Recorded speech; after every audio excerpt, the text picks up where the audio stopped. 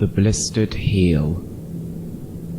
The men found it on the edge of the wasteland, hidden at the back of a factory building in the labyrinth sprawl of an old-fashioned industrial estate, excavated from a pile of rocks and synthetic debris. The researchers who discovered it chanced upon it quite by accident, running a routine mining operation searching for scrap metal. As the pneumatic drill split a concrete bearing wall, it collapsed to reveal a dusty room lined in a deep purple velour. The workers were so surprised that many had assumed that they had struck some bubble of noxious gas below the surface and were experiencing hallucinations. But wary inspections revealed that the velour walls were indeed real. They encased a dingy little room, laid out in tables topped with wilted flower stems facing towards a small wooden stage. A bar stood menacingly to the side in shadow. As the surrounding walls of the old factory were peeled away, more unseemly sights were unearthed. A tiled room with abnormally wide urinals, a cramped back quarters decked out in mirrors and chandeliers like some perverse geode. As the final wall collapsed, it revealed a neon sign that still inexplicably flickered and spluttered in a queasy pink glow. The sign decreed the impossible space as the Blistered Heel. Some sort of dark magic was at play at the Blistered Heel. Our modern reliance on scientific rationalism fails to explain what was happening within the club's walls. Though the surrounding area was demolished by several seismic natural disasters, the Blistered Heel, in all its cheap and tacky glory, remained somehow unscathed. Though such spaces, cabarets, bars, theatres, have been outlawed by the company for many decades, the light fixtures and sound systems chugged on impossibly, despite no known power supply to the area.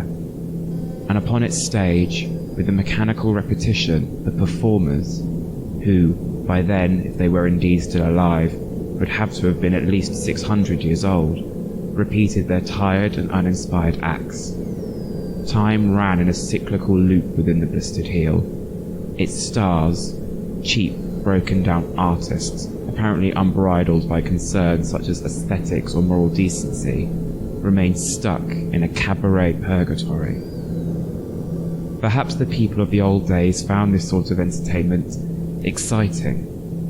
Nude performances, flagrant displays of off-color humor and political dissent, celebrations of drug-taking, alcoholism, and non-procreative sexual activity. Perhaps it is for these crimes that the performers have been forced to remain forever trapped in this closed circuit, separate from the usual flow of time. To give just a flavour of the sort of talents on show, let us describe some of the performers. There is a young male, dolled up in women's lace undergarments, whose entire act seems to be built upon a foundation of almost childish perversity. A discarded, torn and soggy programme found underneath one of the wooden tables suggests that this performer was named Breed, apparently a reference to some perverted homosexual practice from before the fall. Breed wandered aimlessly onto the stage, backed by a wall of shrieking mechanical noise, and screamed a shameful monologue seemingly to the dust floating into the spotlight's beam. I was baptised in the piss of 1,000 elderly faggots. I was gangbanged at a Tory party conference. My hole is like having genital warts. Everyone gets a turn. Then there was the damsel, a cheap songstress bleating songs with titles such as Love Affair at the Gender Referral Clinic and the morbid I Had Sex in My Mother's Nightie. Every song was underpinned by a tinny faux jazz backing track that splintered across the wooden floor into the seats, whilst the damsel professed love to nylon stockings, ruby lipstick and estrogen pills. In the name of good taste, we shall not describe the other acts on show, but rest assured their perversity was similarly abundant. For those who could stomach being in the Blistered Heel any length of time, they began to notice something even stranger than what was happening on the stage. For though the performers thrummed with an impossible life force, one could, if standing close enough, watch the beads of sweat drip individually from the cracks in their pan-stick faces. It was clear that something was not quite there behind the eyes. It was as if some indistinguishable life force had seeped away. Of course, this could simply be because these performers were hacks, more concerned with characters built on shock factor and bad taste than psychological realism. But that cannot entirely account for the grey cloudiness, the feeling of something broken. Was it this dank interior world that drove them to the Blistered Heel in its day? Did these performers ever know true happiness or fulfillment? Or was it within these velveteen walls that the fire within them was dampened and diminished? Worst of all to consider, perhaps, is that the performers were aware, on some level, of their cyclical torture, excruciatingly conscious as some sinister force drags their carcasses on and off stage and compelled them to repeat their stilted dialogue. The company, upon being presented with the issue of the Blistered Heel, demanded its immediate destruction. National morale was low, the balance of a functional society shifting drunkenly upon a knife's edge. Neither the company nor its citizens could stomach the notion of dark magic, unexplained phenomena, or newly discovered forms of anguish. Many of the men who worked on the excavation project have not been heard from since.